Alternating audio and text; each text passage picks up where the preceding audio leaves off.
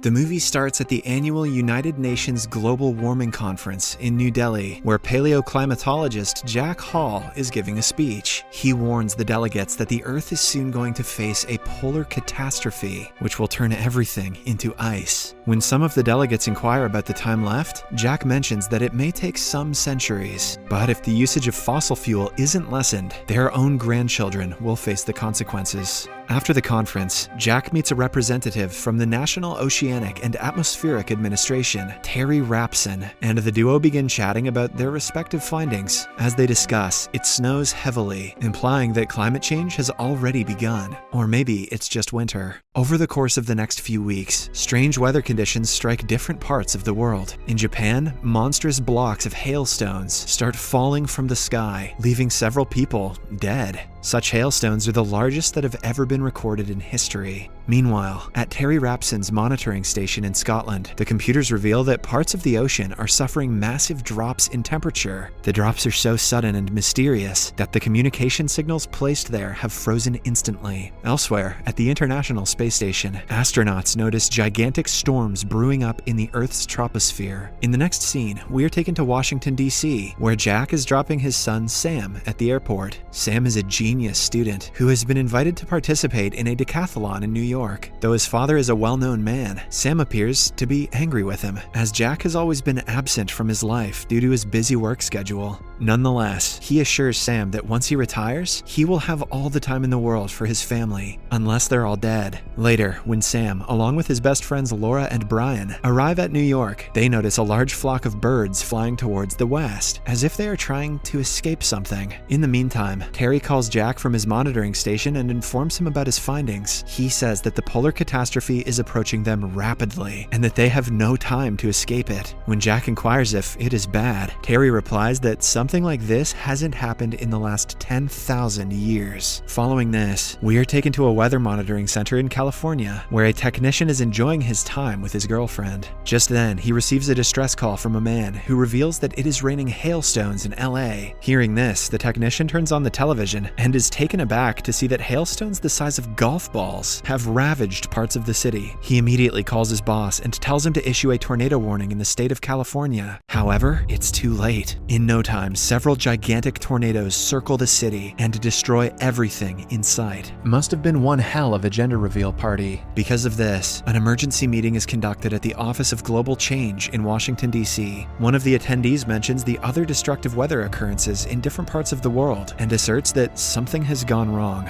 Just then, Jack, who is also among the attendees, reveals to the crowd that everything is happening due to the North Atlantic currents. The currents are brought upon by the rapidly melting polar ice, which in turn is caused by global warming. He also mentions that it is just the beginning, and in a few days, the weather will become worse. In the next scene, Jack meets with the vice president and tries to make him understand that the situation is very critical. He mentions that the polar blast could hit any time, so mass evacuations in the northern states are necessary. However, the VP is an idiot, doesn't take him seriously, and walks away. Elsewhere in the UK, it has started snowing at a rapid rate, so 3 helicopters are sent to the royal palace to retrieve the Queen. However, on their way, they pass through the eye of the storm, which causes their instruments to freeze instantly. In no time, the chopper blades also stop working, and all the 3 helicopters crash to the ground. One pilot manages to survive the crash, but as soon as he opens the door, he is frozen to death. Back to Manhattan, Sam and his friends try to get back to DC, but all the transport services have been derailed by the heavy downpour. Desperate to get out of the city, the trio walk to the streets, only to find the city in utter chaos. Just then, a massive tsunami appears out of nowhere and begins sweeping the place. The skyscrapers and even the Statue of Liberty is engulfed as if they are nothing. Sam and his group see the impending danger and rush to the National Library Hall for safety. Sadly, thousands of not-so-lucky people are washed away and killed. Later, Terry calls Jack and informs him about the freezing air over Europe, which brought down the helicopters. This alarms Jack, and after a bit of research, he finds out that the storm is approaching the US sooner than expected. In fact, they only have 48 hours before everything freezes over. Following this, he opens the weather prediction, which shows that 3 colossal weather systems are forming in different parts of the world. They are getting larger by the day, and in Europe, the polar state has already begun. Meanwhile, Meanwhile, Sam desperately searches for a telephone in the library, as the place does not have any mobile phone reception. After a while, he descends to another floor and finds a telephone, which is almost submerged in the water.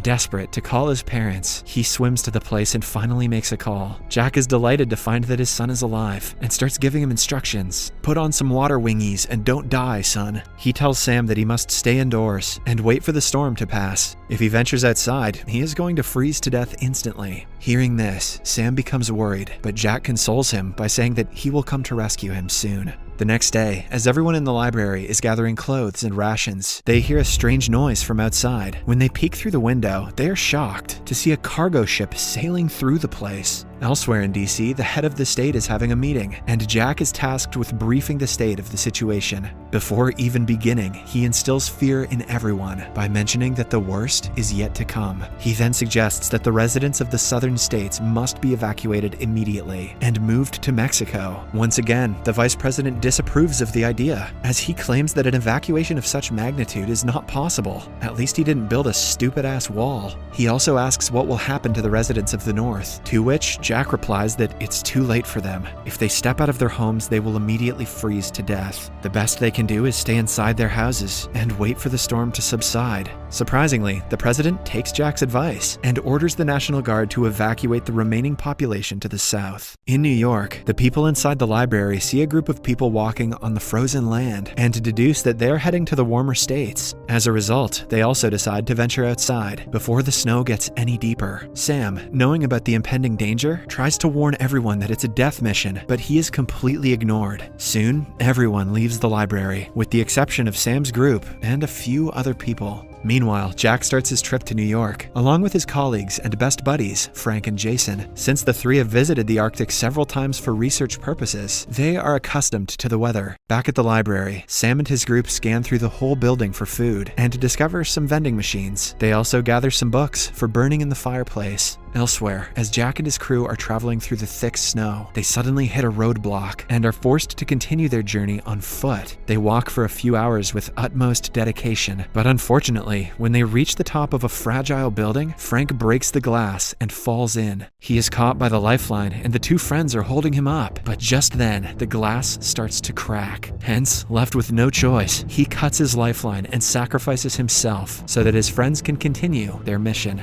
At the library, Laura suddenly gets a fever and falls unconscious. Worried, the group starts searching for the cause and discovers that she has a wound in her leg, which might have caused her blood poisoning. One of the ladies in the group, who happens to be a medic, mentions that Laura needs an urgent injection of penicillin or else she will have to be amputated. Desperate to save his friend, because those legs go for days, Sam decides to venture into a nearby cargo ship, hoping that it contains some medicine. As he is about to leave, Brian and another guy, JD, also decide to accompany him. In the next scene, the VP, who is now stationed at a military base, finds out that the president met with an accident and died while being evacuated. To make matters worse, the researchers also find out that the eye of the storm has shifted its course to New York City. Elsewhere, Jack and Jason are slowly moving towards their destination, but sadly, Jason collapses due to exhaustion. As a result, Jack is forced to carry his friend. At the library, the trio finally heads out and makes their way to the cargo ship. However, along the way, their scent is caught by a pack of hungry wolves who have broken out from the nearby zoo. We just met JD, so he's dead for sure. Sam, Brian, and JD enter the cargo ship's kitchen and find some penicillin. They then look around the place for more supplies, but suddenly, they're attacked by the pack of wolves. Sam and Brian manage to escape to another room,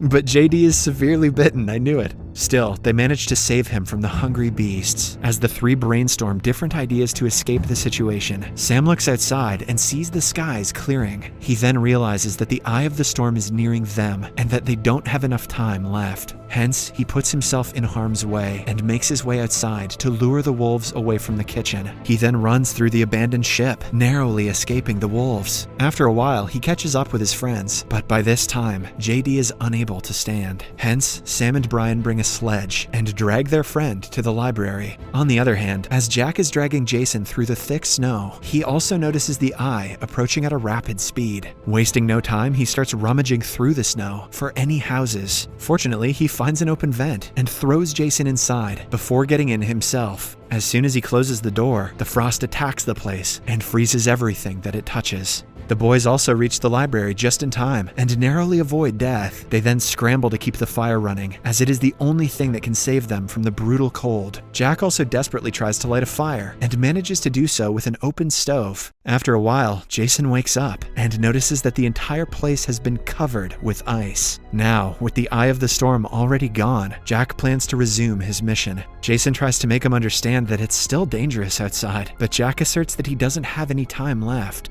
That night, the two sleep in a tent and contemplate the future of humanity. Jack mentions that humans have survived ice ages many times, but if they are not careful enough, they might go extinct in this one. Finally, after weeks of disastrous weather conditions, the International Space Station spots some good signs. They notice that the storm is dissipating in Europe, as they see landmass for the first time in several weeks. At the same time, Jack also gets out of the tent and sees that the skies have cleared. The sun has also come out. After walking for a while, the two come across the frozen Statue of Liberty and several ships which have sunk into the ice. They have finally reached Manhattan after enduring days of excruciating pain and suffering. However, when they reach the exact location of the library, with the help of a GPS, they are devastated to learn that it has been completely swallowed by ice. With all hope now gone, the two prepare to leave, but just then, they notice a small opening in the snow. Wasting no time, Jack enters the library through the opening, and Jason follows him closely. The two then begin looking for Sam, and fortunately, after a bit of looking around, find him.